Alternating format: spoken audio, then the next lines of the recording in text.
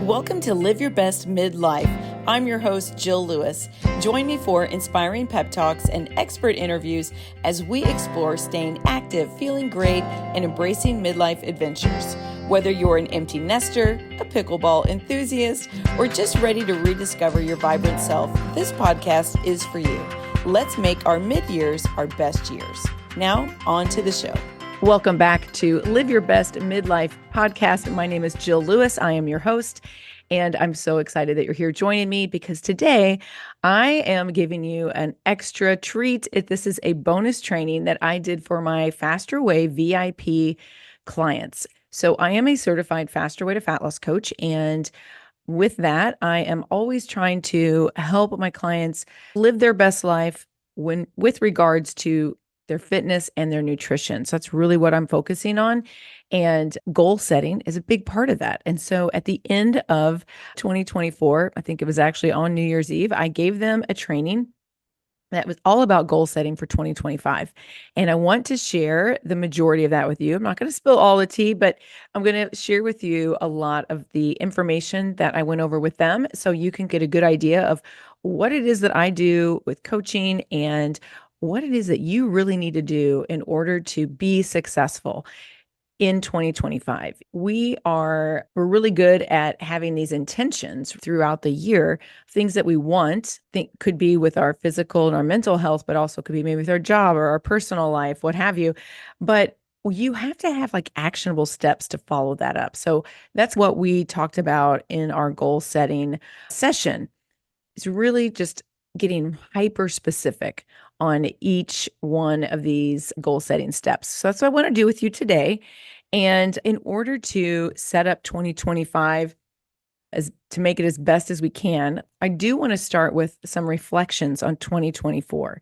So if you are not driving, if you're not out walking or biking or something, go ahead and grab a pen and paper and take some notes throughout this. Now, or maybe you're just listening to this while you are walking.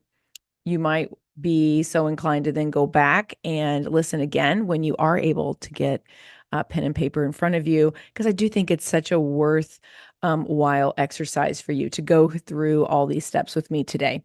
All right, but first, let's just think about 2024. What were your top achievements in 2024? So maybe think about 3 of them. Now, obviously, we have other successes besides health and wellness, right? Maybe you got a promotion at your job, or maybe you retired, or maybe you had a grandbaby, or maybe you got engaged, or it could be a number of things. But for this exercise and for the purposes of this podcast, we're just talking about your mental and physical health. Okay. So I want to know what your top 3 achievements were with regards to your mental or physical health. So that could be in terms about fitness. It could be about nutrition.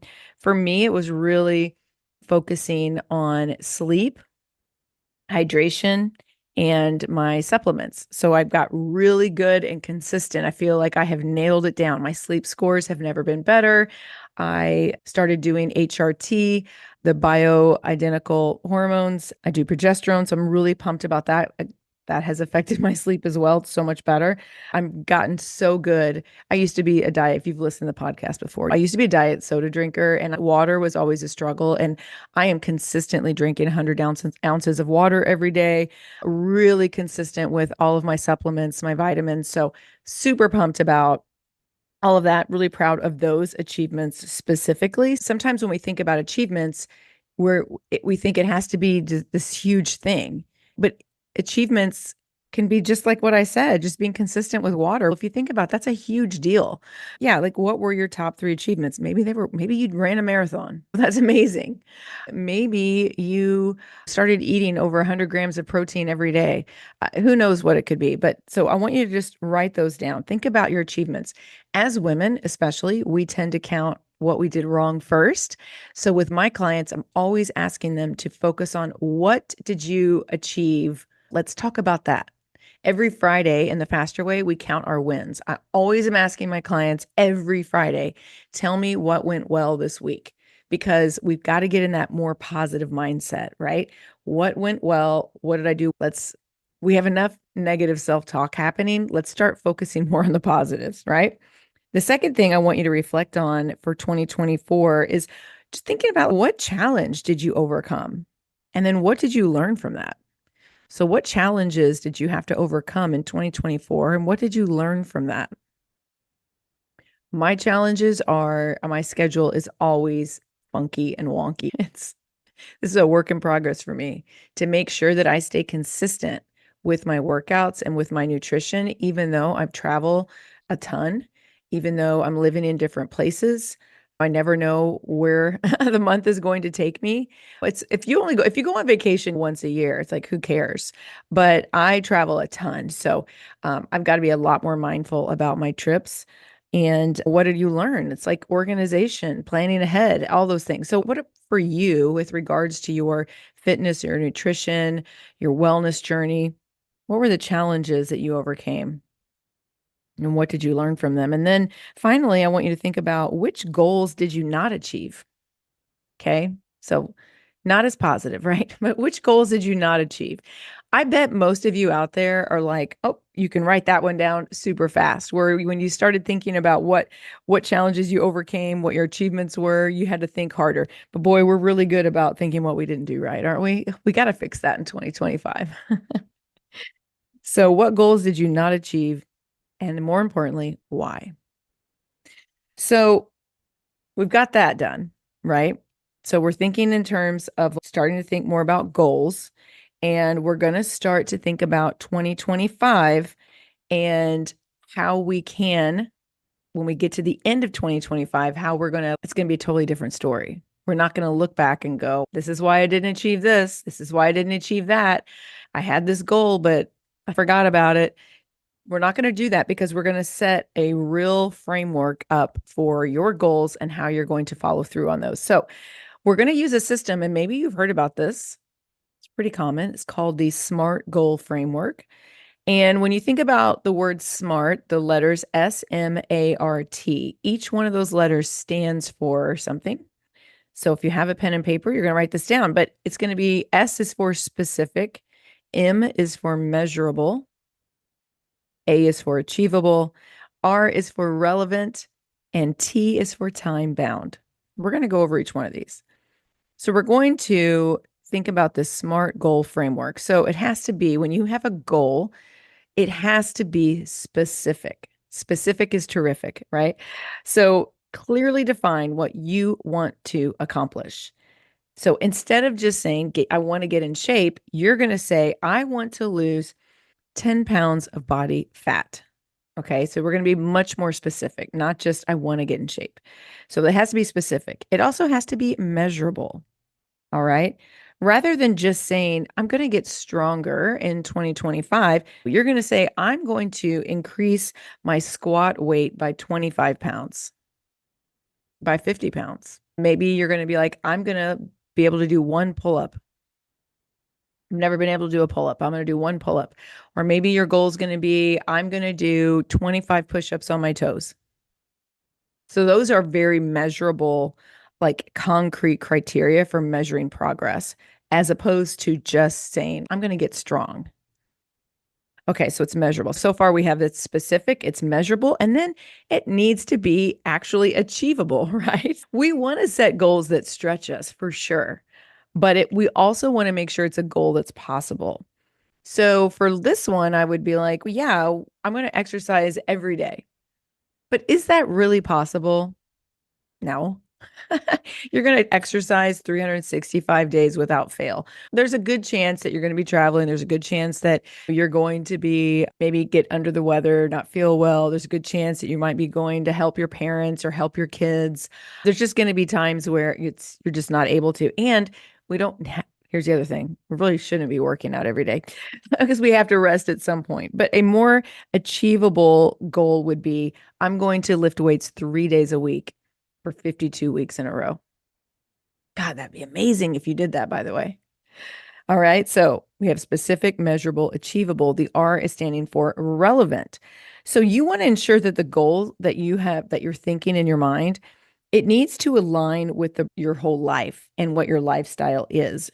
Maybe if you're somebody that is a caregiver, if you're somebody that has like major career ambitions, this health, wellness, fitness, nutrition goal really needs to align with your lifestyle. Does that make sense? So for like my clients, I told them maybe saying, like, I'm going to follow the faster way meal plan 80% of the time, 90% of the time, instead of saying I'm going to be 100% compliant. We know that's probably not going to happen. So it needs to be something that is actually relevant in your life, that it works with your lifestyle. And then T is going to be time bound. This is really important. We got to set a deadline to create that urgency and focus. So we don't want this goal, like the goals that you're setting for yourself in 2025, to just be ongoing, or like the never ending goal that there's no end date in sight. So instead of just saying, I'm going to reduce body fat someday, you're going to say, I'm going to lose X amount of inches in my waistline by June 30th. Okay. So that's what I mean by time bound. So that's how we're going to get started. We're going to set up each one of these goals using that SMART goal framework. Now, what are the goals? For my Faster Way clients, we talked about 3 different goals that really make sense with the Faster Way lifestyle. And that was going to be a fat loss or a body composition goal. It was a muscle building or strength goal. And the third one was a healthy habit goal. Okay. Let's go into these. If your goal is fat loss, and it may not be, maybe you're in maintenance, maybe you're wanting to put some weight on, maybe you're wanting to build muscle. So everybody has different goals, but let's just assume for today that it is a fat loss goal. I ask my clients to write down their current weight and measurements. I think this is a fantastic place to start. I don't want you to be obsessed about your weight. That really doesn't matter as much to me as all my clients. It's all about measurements, because anybody can lose weight. I'm sorry, you just can. Like losing water weight, like not a big deal. Losing muscle is actually terrible for you. Losing fat, now that means something. And how can we tell that we're losing fat? That's through measurements, with a good old just using a measuring tape and measuring yourself, noting how your clothes fit, and taking a before photo. Not fun stuff, right? Nobody ever really wants to do it, but that's where we all start. And then you've got to set a specific fat loss or body composition goal that you want for the next 6 months. Don't let this be at the end of 2025. That's way too far away. You could even do one for just the first quarter, January, February, March, but for sure, no more than 6 months. So that would be, I'm going to lose X amount of inches by June the 30th or something. Okay.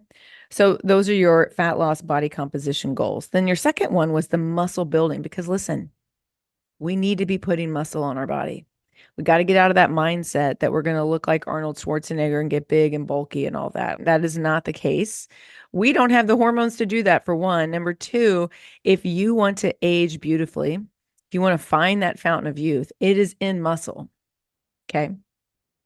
It's in muscle. So we got to be focusing on building muscle. Plus, as you age, and I know I have a lot of clients out there that are well into their 60s and 70s, like we have to be thinking about the future and living independently and living well, right? Not being super dependent on our kids. I certainly don't want to go to a nursing home. I want to be able to get myself up and down off the toilet.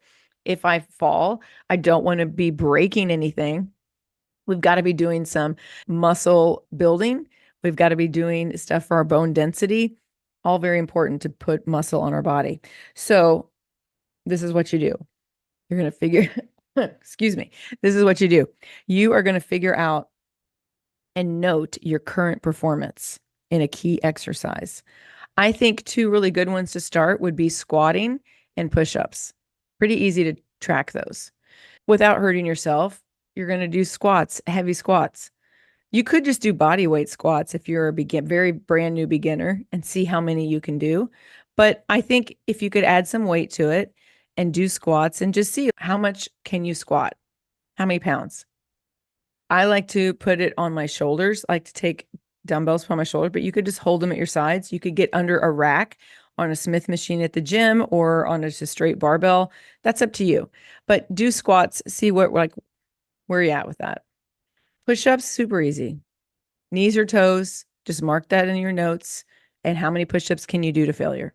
So pick one or two, and those are great ones to start. That way you have a starting point, and it's something that's very measurable that you can then check in with yourself every month or 6 weeks.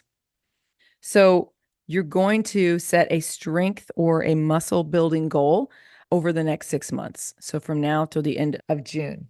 Maybe for you, it might be I'm going to increase my deadlift from throwing out numbers, 80 pounds to 100 pounds by June 30th. It's no secret that my very favorite protein powder in the marketplace is Prime Protein. Why do I like it so much? Well, one, it tastes amazing. I am loving the chocolate and the iced coffee flavors. Those two are my favorites. But grass-fed protein is the new way. So why grass-fed beef over whey or any other plant-based protein powder? Well, beef protein is packed with the collagen, gelatin, and micronutrients that your body needs. They work to repair your joints and soft tissues like plant protein won't. And studies have shown that beef protein provides additional benefits to strength, hypertrophy, and fat loss over whey. Simply put, more beef protein equals faster workout recovery, all-day energy, feeling full for hours, and better skin, bone, and hair health. You can go to today's show notes for the link to order your Prime Protein and use the code JILL for 15% off your first order. Maybe it's going to be the push-ups, trying to do X amount of push-ups on your toes. And then thirdly, we're going to be doing the healthy habit goal. This one is so important. This is going to make you feel like a winner no matter what, okay? I want to ask you to identify a habit that you want to develop or improve. All right, so think about that. What's a habit that you want to develop or improve? And then we want to set a specific and measurable goal around this habit. Okay. So an example would be for my clients, it might be like, I'm going to prepare faster way compliant. Doesn't mean it has to be on the meal plan, but a compliant meals for lunch 5 days a week. All right. I'm going to do that starting next Monday, and I'm going to continue that through June the 30th so that I know that every lunch is going to be a banger. It's going to be nutrient dense. It's going to be whole foods. It's going to have a lot of protein, going to have fiber, and it's going to be prepped and ready to go. That would be amazing, right? Okay. But for you, you got to decide. Maybe for you, it's going to bed by 10 o'clock every night. That'd be amazing. You think about that. What happens when you go to bed earlier? Gosh, possibilities are endless there. So for each goal, I want you to answer the following questions. Why is this goal important to you? Okay. So let's take that sleep example that I just gave. Why would getting to bed at 10 p.m., why is that goal important to me? That's going to set the stage for my next day, that I'm going to get up earlier and be a lot more productive. The second question to ask yourself is, how will achieving this goal impact your life? Oh my gosh, if I go to bed every night by 10 p.m., like I said, I'm going to get up earlier. My body is going to be so much better because it's for muscle growth. I'm giving myself that time to recover. It's so much better for my brain health as well. And how is achieving this goal going to impact my life? So yeah, like I'm not going to have as much brain fog. I'm going to be in a better mood because I went to bed earlier. I'm going to be more productive. I'm going to be feeling so much better, like mentally sharp because I was able to get up and get my workout in earlier. Okay, so then number 3, you would ask yourself, so for whatever your goal is, again, what potential obstacles might you face in pursuing this goal? Oh, okay. So if we go back to my sleep one, what would be my obstacle in getting to bed by 10? Okay, that's a million different things. Could be the holidays when my kids come to town. I'm up till like after midnight every night. The obstacles could be that when I'm on East Coast time, and if we're watching any sporting events, they start so late here.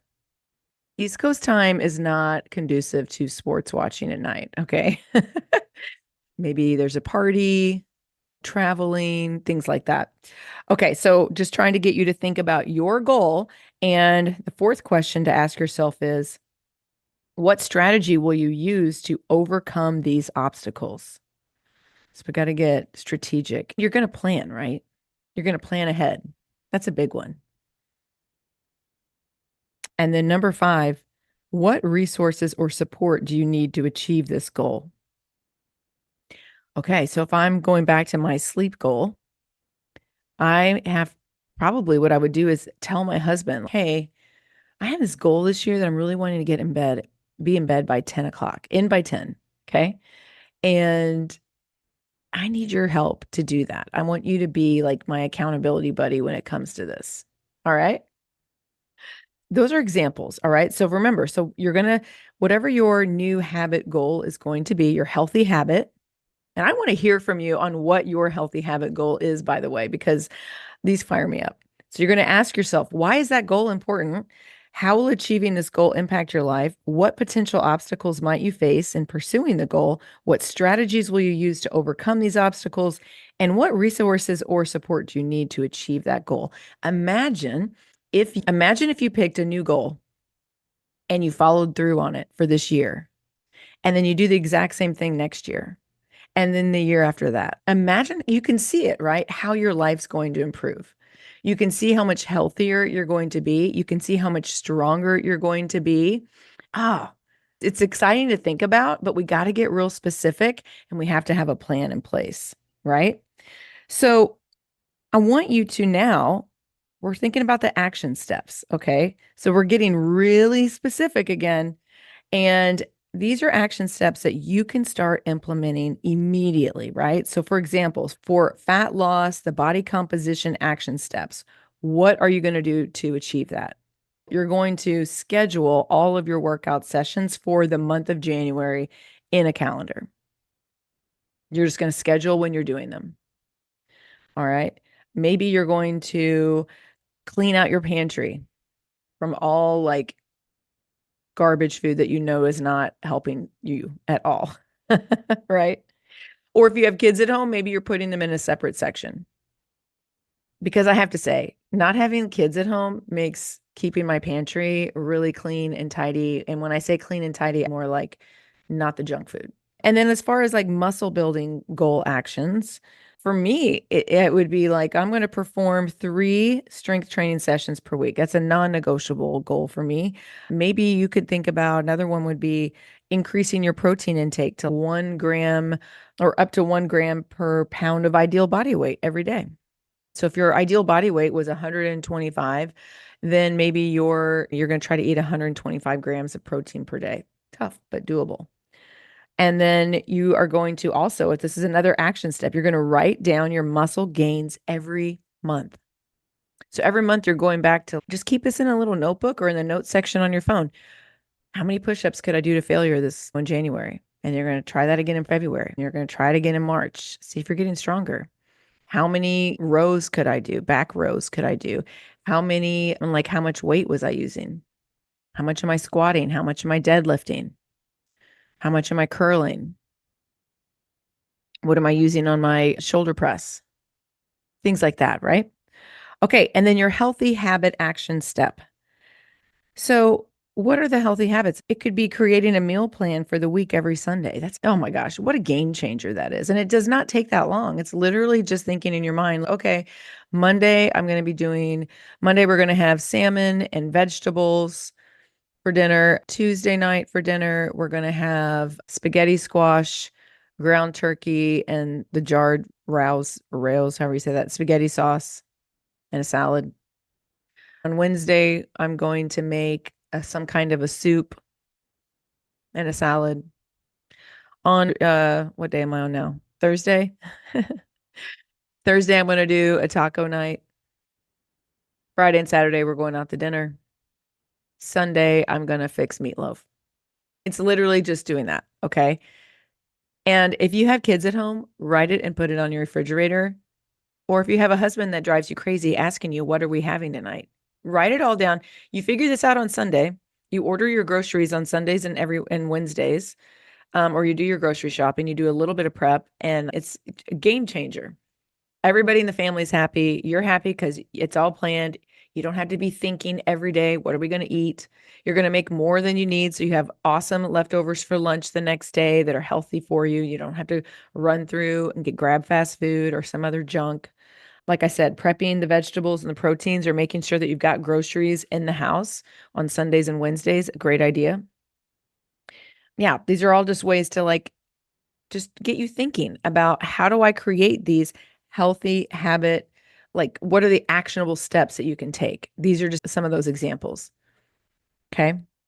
Laying out your workout clothes every night. That's another example of an action step to take for your muscle building goal, right?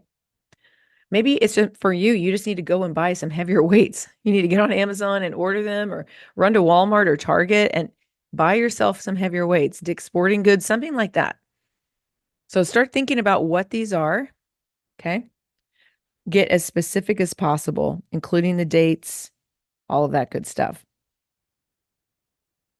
All right. So the end goal can be up to you. You can decide. Do you want this to be, I think it needs to be in the first half of the year, and you can then revisit it in the second half of the year. But we do want an end goal. We want to start this year off strong. I like the idea of doing it quarterly and then adjusting as you need to throughout the year. So January, February, March, kind of reassess. April, May, June, reassess, and so on. One thing I do want to talk to you about is planning for those obstacles. Okay.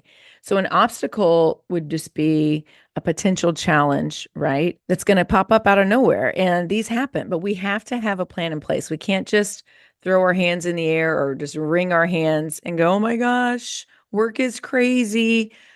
That isn't it. That's just an excuse, right? So, we have to, if the challenge is a crazy busy work week, there has to be a strategy in place for that. We can't just wring our hands, right? So you got to think, okay, what could I do? You could meal, if this is going to happen, you can meal prep on Sundays for that whole week. Get your significant other involved in helping you. Get your kids involved in helping you do this. Order the groceries. Do the things that you need to do to make your life easier. If you have to order takeout, have that plan in place. What are you going to order that's good? Don't just get pizza, right? Another challenge might be maybe it's social events. It was a week. If you're like me, down here in Florida, there are social events all the time. Does that mean I can partake in every one of them? Oh my gosh, no. First of all, I'd be an alcoholic if I did. Second of all, I probably gained 20 pounds in a month. So I have to negotiate that. We have a lot of social engagements. They're super fun, but I have to have a strategy in place. And that strategy for me is usually, okay, I'm going to eat a lot of protein that day, especially before I go to the event. I'm going to have a protein dense snack. And that way I'm not like freaking out and hungry and just mindlessly eating and snacking at whatever the party is. I have a plan in place to really hydrate always. You can always catch me with a big glass or bottle of water in between drinks. So I always have a plan in place. And that is really what you got to do as you go through this is think about the plan for obstacles. Now, before I finish today, I do want to give you a little tough love that I gave to my clients. All right. So we have set our goals, but setting them is the easy part. The hard part is now in the work. And I'm not going to sugarcoat it. First, let's address the elephant in the room. Their excuses. And my college friend, we were on the dance team together, Tasha Blasi. She's been on the podcast before, but Tasha, I will never forget, we were in college. I was probably like 20 or 21 years old. And she said, an excuse is just that. That's Tasha Blasi, probably 1994. An excuse is just that. And they're the lies that we tell ourselves to avoid discomfort. But here's the truth. Discomfort is where growth grows. Okay. That's where growth happens. So, and when you say that you don't have time, we all have that same 24 hours in a day. Everybody's busy. It's like the most cliche thing to say is I'm too busy. It's about priorities and it's about planning, isn't it? So if you can find time to scroll through social media or binge watch something on Netflix, you can find the time to do a little bit of meal prep and planning and to do, especially with the faster way, they're 30-minute workouts. You can absolutely do that. You can find the time to break up into 10-minute, maybe do 3 10-minute walks in a day. And if you're feeling too tired, that is precisely why you need to stick with the plan. Proper nutrition and regular exercise will boost your energy levels. It is absolutely a cycle.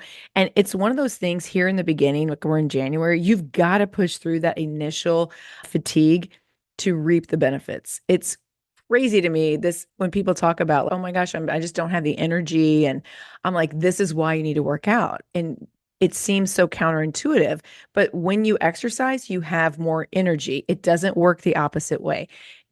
If you're working out so hard that it's exhausting you, then you're just working out too hard. The workouts should not leave you depleted. The workouts should make you feel amazing. Yes, you are going to experience some muscle soreness. That's not what I'm talking about. I'm talking about like physically exhausted, like you can't do anything. All right. So maybe you need to pull back just a little bit on the workouts and listen to your body and trust the process that you are going to sleep better and have more energy once you get into the cycle of exercise. And listen, if you think it's too hard, of course it is. If it was easy, everyone would be in peak physical condition, right? Look around you. When you cannot step into the grocery store, you can't go to a Walmart or a Target and just not be like, what is happening to our society? It's shocking, it's sad, it's upsetting, but I get it. Here's the thing. Food is highly addicting. It's so addictive. All of the food manufacturers, all the fast food places, they have scientists that are working to make it so addictive and highly just the perfect taste, the perfect amount of sugar and fat together. It's so addictive. Okay. And then our lifestyle, when you think about our lifestyle, we're so sedentary. Our lifestyle in the United States, especially, it's built to be sedentary.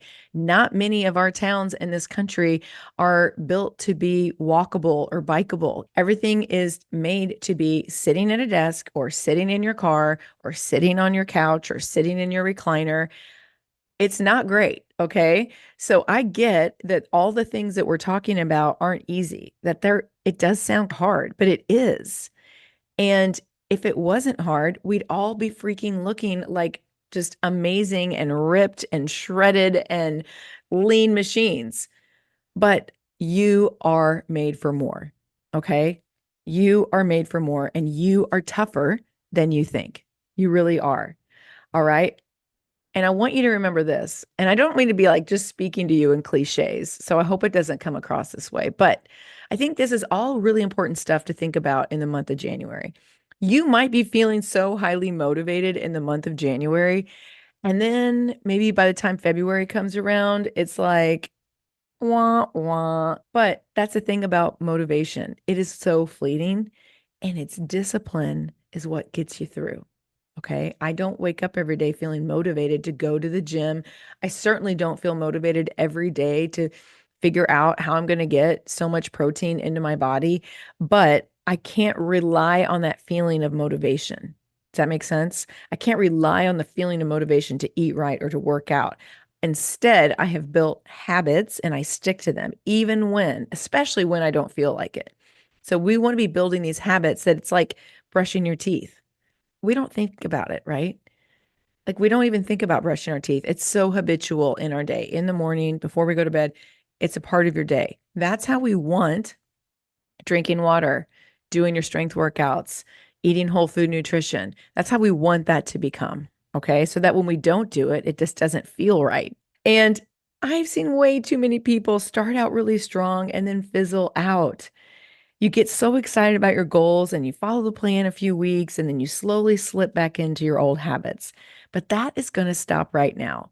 Commitment isn't about being perfect. It's just about getting back on track immediately when you slip up.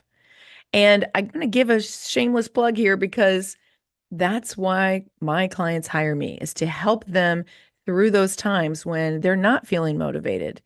They need that push. They need someone there to hold their hand through that and explain what's going on, that they need a community around them that are feeling all the same feelings, but that can cheer each other on. And there's a very actionable plan in place where you're not having to like, okay, what workout should I be doing? How do I do these exercises? What should I be lifting? How should I be lifting?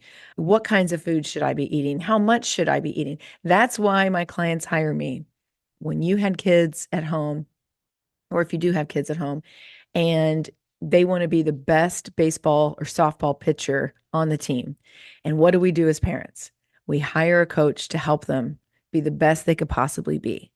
And we give them the tools to learn how to do it so that they can develop the skills to do it. And that's why you would hire me. It's the same thing. You're hiring me to help you get to your goals faster, right? So that you're more accountable, so that you're learning it the right way, and that you can feel like you're not doing it on your own and you're not having to question everything. And it's exactly why you'd want to hire a health and fitness coach. Hopefully it's me, but if it's not, that's okay too. I just want to see our country get in better shape. Don't you? Don't you? I feel like it's depressing when I go out and about and I'm like, what are we doing here, people? Let's respect ourselves more and let's believe in ourselves more. So yeah, I know you can do it. All right, final note. The good news is that you are capable of so much more than you realize, and every single one of you listening has untapped potential. You've proven your commitment by just being here and listening to this podcast today. Just doing that shows that you are willing to invest in yourself.